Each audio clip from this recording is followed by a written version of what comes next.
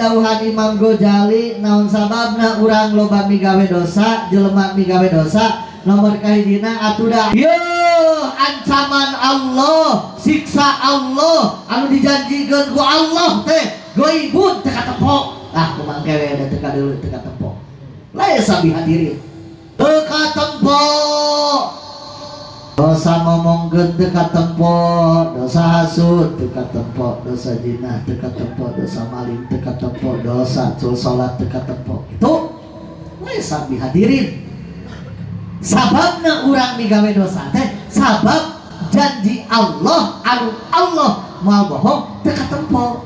wan nafsu sedengkeun ari hate urang jiwarga urang jubilat karakter urang mah ayeuna aya naon ge katempok we naon ge jelema mah nu naon cenah anu katempok pata asaruha bil maut maka karena janji Allah teh pasti urang lemah.